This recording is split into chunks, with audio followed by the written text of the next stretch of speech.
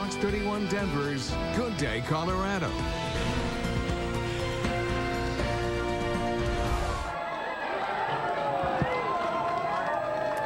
Well, there was the reaction, hugs and cheering as Colorado becomes one of the first states to legalize the recreational use of marijuana. Amendment 64 faced a tough battle, but voters pushed it through. This was a wide margin, too, 55 to 45%. So the question now is what happens next. There are a lot of hurdles ahead, and there are a lot of federal issues to deal with.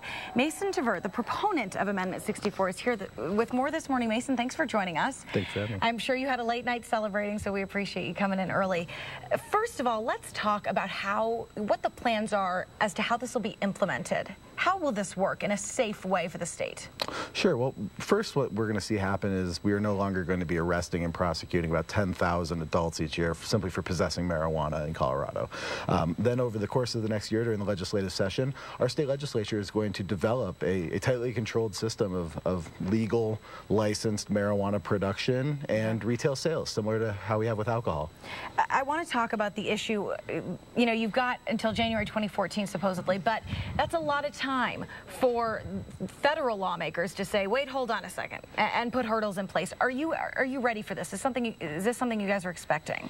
Well, the federal government's largely respected our current system of regulated medical marijuana production and sales, so we don't really see why this would change anything. In fact, what we're doing is controlling even more of the marijuana market that's out there. So we're really, as a state, clamping down even harder than we have been for years, where it's been an entirely uncontrolled illicit market. So, you know, Colorado voters repealed alcohol prohibition prior to the federal government. They did it by ballot initiative 80 years ago, and we're doing the same thing here with marijuana.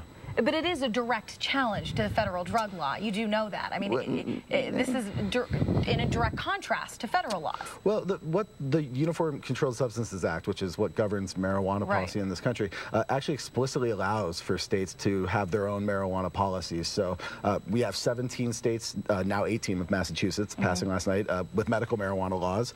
Colorado has implemented a system that allows for medical marijuana storefronts. So, you know, we are allowed to do this, and we're going to. Are you at all concerned about out-of-state visitors coming in? Because, I mean, that has an upside and a downside here. The upside could be the fact that Colorado is so dependent on tourism, and this could really boost the tourism industry.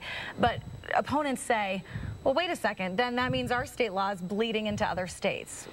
Yeah, I don't think there's any sort of evidence to suggest there's a problem here. I mean, right now we have marijuana universally available, not just in Colorado, but around the nation. So it's out there. The question is, do we want to control it? Do we want to know who is producing marijuana, who is selling it, where, when, to who? Or do we want to just leave it uncontrolled? And the voters said loud and clear, we want to control it. So it sounds like you don't think you've got too big a fight ahead of you.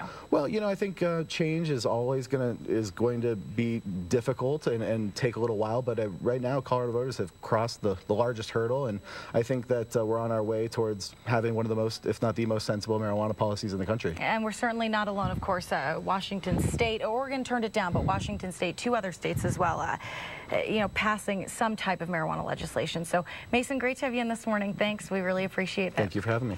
All right, 8:20 now. Let's